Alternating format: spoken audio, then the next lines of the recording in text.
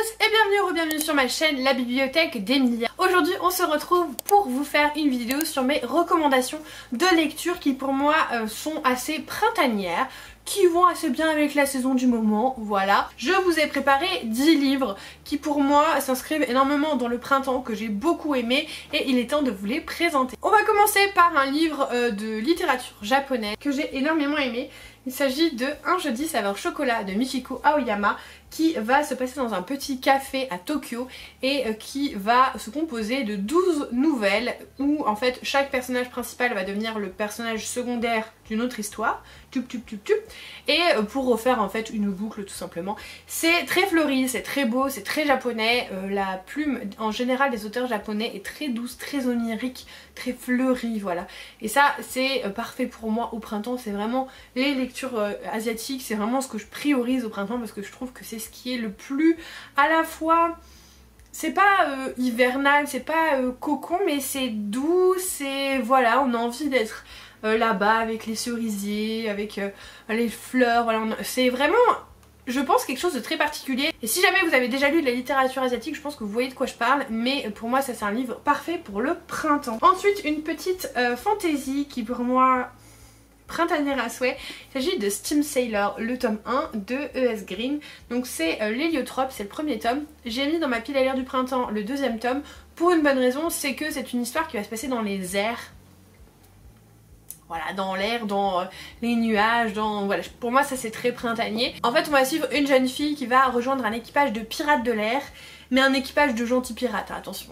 Et elle va découvrir je crois une prophétie ou quelque chose comme ça, pour découvrir le monde perdu des alchimistes. Pour moi cette histoire c'est la planète au trésor qui rencontre l'Atlantide. Voilà, c'est vraiment les inspirations. D'ailleurs je crois que l'autrice m'avait confirmé qu'on était vraiment sur ces inspirations là. C'est vraiment un livre qui va se fonder sur une fond de famille avec un équipage vraiment très sympa. Chaque personnage a sa particularité. Ce sont des personnages très attachants et vraiment j'ai passé un excellent moment de lecture avec ce premier tome, donc je ne peux que vous le recommander. Vraiment c'est un très beau moment et pour moi ça c'est très printanier. La preuve, j'ai attendu 1 an pour lire le tome 2 parce que ça s'inscrit vraiment pour moi dans le printemps.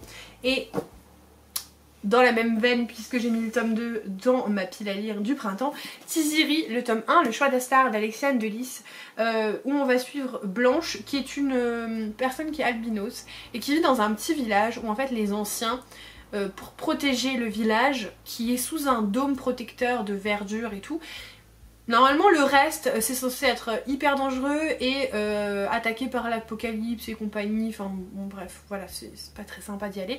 Elle va quand même y aller parce qu'elle c'est une chasseuse et elle va se rendre compte qu'en fait en dehors c'est pas du tout ce qu'on lui a raconté, et surtout elle va découvrir une tribu de personnes qui ne sont pas humaines, qui sont d'une autre espèce en fait, et elle va apprendre énormément à leur contact en fait. Très Avatar, mais c'est très bien écrit, c'est palpitant, il y a des réflexions qui sont très intéressantes, c'est pas juste voilà une histoire, il y a quand même des réflexions derrière, et j'ai beaucoup aimé les personnages, l'aventure, et j'ai très hâte de lire le tome 2, vraiment il me tarde. Je ne lirai pas je pense le tome compagnon qui va se baser sur le personnage de Kwave, qui est un personnage principal ici, qui en gros raconte l'histoire de son point de vue, parce que pour moi c'est pas un procédé narratif que j'apprécie, mais hâte de lire le tome 2. Ensuite un truc un peu conte de fées, parce que je me dis conte de fées printemps c'est pas mal. Il était une fois un cœur brisé de Stéphanie Garber, publié chez Odorest Automne, mais en français c'est traduit chez De Saxus. Moi c'est donc la version anglaise. Je vous ai d'ailleurs fait un saga en série sur la trilogie complète que j'ai terminée. En français il y a les 2 premiers tomes qui sont sortis, le 3e ne devrait pas tarder, donc pourquoi pas commencer. On est dans un univers très conte de fées avec Évangeline qui est promise à un jeune homme, mais ce jeune homme va se marier avec sa demi-sœur et elle va pas trouver ça normal, du coup elle va aller requérir l'aide de Jax, qui est une fatalité, c'est un espèce de demi-dieu on va dire, qui va empêcher le mariage en échange évidemment de baisers maudits, de baisers qui doivent donner la mort, et il se passe plein de choses après. Il se passe vraiment plein de choses après. C'est vraiment une trilogie que j'ai adorée. Je pense que c'est mieux d'avoir lu Caraval avant, mais c'est pas nécessaire. C'est pas obligatoire, mais c'est mieux quand même. Pour comprendre le personnage de Jax, si vous voulez pas, vous pouvez directement passer à cette saga. Je la trouve personnellement bien mieux que Caraval, parce que Caraval j'avais aimé mais sans plus. Celle-là elle est vraiment chouette. Très conte de fées, très doudou, très onirique, très Disney-esque. Voilà, donc je ne peux que vous conseiller cette saga. Un autre titre en anglais, mais vous allez être content, il va bientôt être traduit chez De Sexus aussi d'ailleurs, ou Sabran, je sais plus, mais enfin c'est la même entité on va dire.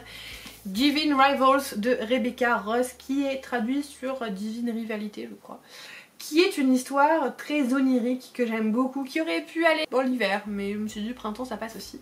En fait on va suivre deux personnages qui sont journalistes. Regardez comme elle est belle en édition, elle est trop belle. Donc ces deux journalistes sont un petit peu reporters et vont essayer de comment dire, faire des piges sur la guerre qui a lieu à ce moment-là, qui est une guerre en fait entre deux divinités. Du coup on levait leur armée avec des humains, et donc les humains sont à la guerre pour les divinités.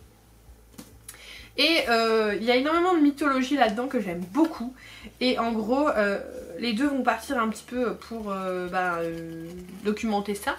Et en même temps, ils vont s'envoyer des lettres via une armoire magique. Et en fait, la jeune fille ne sait pas à qui elle écrit.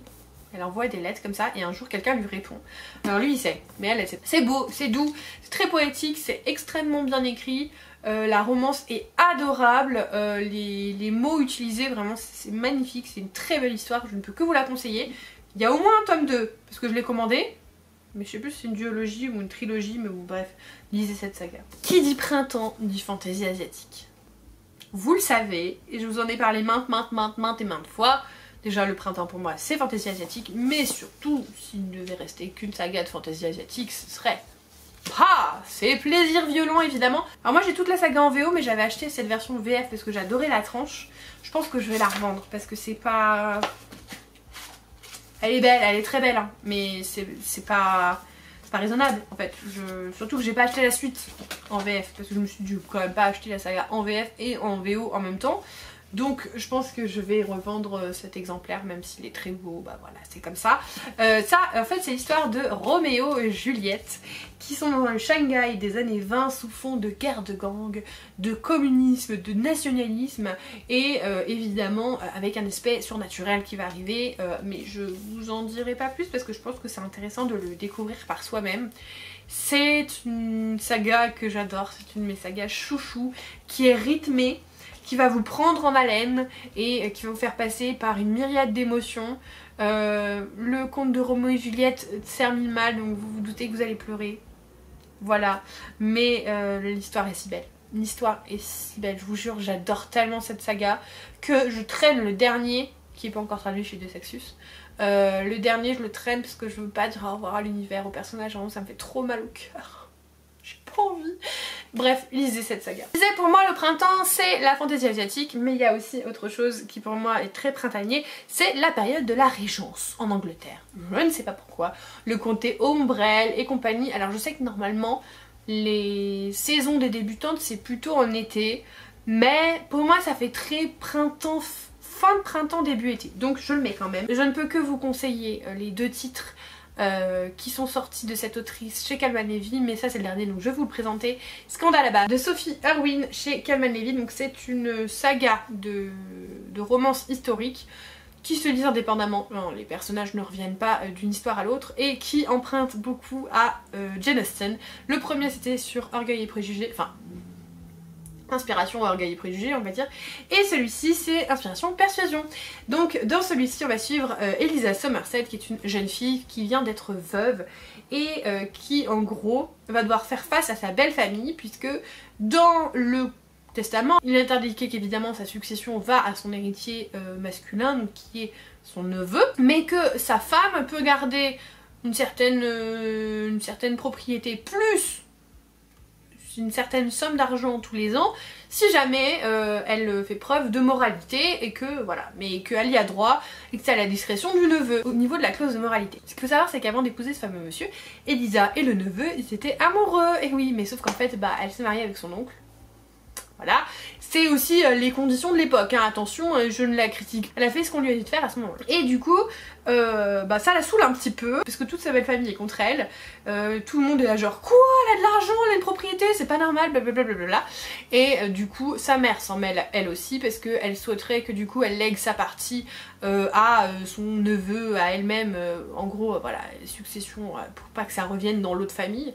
Et du coup elle dit allez c'est bon, je prends ma cousine ou sa meilleure amie, je sais plus, l'un des deux, et je me barre à Bath, tranquille, laissez-moi tranquille. Et là-bas elle va rencontrer le fameux Lord Melville qui est un espèce de fripon à la, je veux dire à la réputation pas très correcte, voilà, qui n'est pas de très très bonne mœurs on va dire. Et donc bah vous avez l'ancien amoureux slash petit neveu du coup par alliance de la jeune fille et le nouveau Lord Melville. Voilà, il va se passer des choses. J'adore cette histoire, elle est magnifique, elle est belle, elle est drôle, elle est touchante. Il y a aussi un sujet dont je ne veux pas vous parler parce que sinon ce serait vous spoiler, c'est dommage, qui est très important dans cette histoire. Et un sujet vraiment très important, je pense, qui a été très bien traité. Bref, j'adore ce livre et j'ai adoré le premier aussi, donc bah voilà, lancez-vous si vous aimez les romances historiques, allez-y. Hein. Ensuite, un livre de Clarissa Barr, Le souffle des rêves chez Charleston, qui va se passer entre New York et l'Irlande. L'Irlande pour moi c'est très printemps, voilà, c'est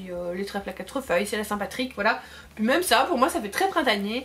C'est une histoire que j'ai vraiment beaucoup aimée. On suit en fait une jeune fille qui va aller en Irlande, sur les terres de sa grand-mère en fait, et qui va découvrir un carnet qui va la plonger donc à New York dans les années 20 et qui va l'aider évidemment à comprendre un petit peu mieux son aïeul. Et c'était une histoire que j'ai trouvée très belle, très poétique, très émouvante. Vraiment je l'ai trouvée très émouvante. J'ai plus des souvenirs très très frais, parce que ça fait un moment que je l'ai lu, mais je sais que j'ai un souvenir de l'émotion que j'ai ressentie.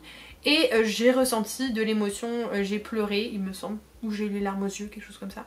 Je sais que quand je vois ce livre, je sais pas, j'ai une bouffée de bienveillance et de douceur envers ce titre quand je le vois dans ma bibliothèque. Il a survécu à plusieurs unhauls alors que pourtant les one-shots comme ça contemporains je les garde pas forcément dans ma bibliothèque parce que j'ai pas énormément d'espace et donc je priorise les sagas que j'ai en cours, que j'aime bien, voilà.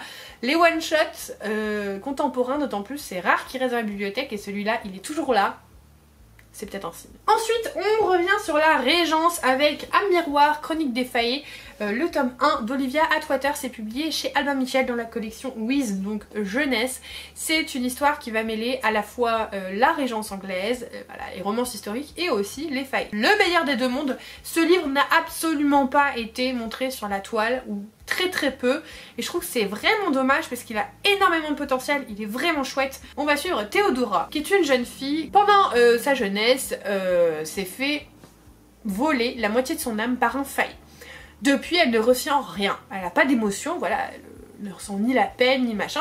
Ça peut la mettre dans des situations un petit peu compliquées puisqu'elle n'a pas d'empathie. Et du coup elle galère un petit peu à trouver un mari parce que rappelons-le on est dans la Régence anglaise en même temps. Donc voilà, elle débute avec du mal à... Voilà, les hommes sont pas très intéressés par elle parce que bah, du coup elle a pas de tact, enfin voilà, elle est très particulière. Et en parallèle vous avez sa cousine Vanessa qui elle est une très belle femme qui a très envie de trouver un mari très fortuné pour faire un beau mariage, blablabla. Et en fait à ce moment-là vous avez un lord sorcier qui va arriver, qui est très taciturne et qui va se disputer avec Théodora constamment. Très orgueil et préjugé, hein. Vraiment on est sur ces vibes là énormément. Et sauf qu'en fait à son contact elle va commencer à ressentir quelques émotions. C'était trop bien ce livre, j'ai trop hâte que la suite sorte et vraiment je suis trop déçue que personne ne le mette en lumière parce que cette lecture était vraiment chouette. Pour les personnes qui aiment à la fois la romance historique et la fantasy, vraiment, mais allez-y. Je pense même si vous n'êtes pas hyper fan de romance historique, il y a assez d'éléments fantastiques pour que ça passe. Et en plus de ça, c'est un côté très cosy fantasy, très doudou. Donc même si vous n'aimez pas la romance historique, je pense que ça peut vous plaire. Et je pense que cette saga elle mérite vraiment beaucoup plus de lumière, donc je suis très contente de le présenter dans cette vidéo. Et enfin le dernier livre que j'ai sélectionné, c'est un livre dont le tome 2 et la fin d'ailleurs de la duologie va sortir dans très peu de temps. Il s'agit de L'Engrange-Temps de Nell Pfeiffer, publié chez Hachette. J'ai adoré cette lecture. J'ai adoré cette lecture qui va mêler à la fois un côté un petit peu steampunk historique avec les horloges, voilà et tout, et des objets inanimés qui en fait finalement sont des objets vivants, donc les horloges qui ont une conscience, qui parlent, qui sont un petit peu des...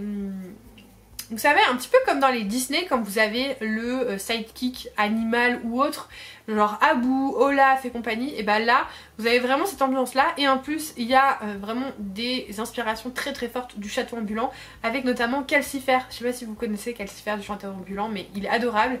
Et pour moi, Farandole, qui est la petite horloge de compagnie, on va dire, de Sophie, elle s'inspire énormément de Calcifer.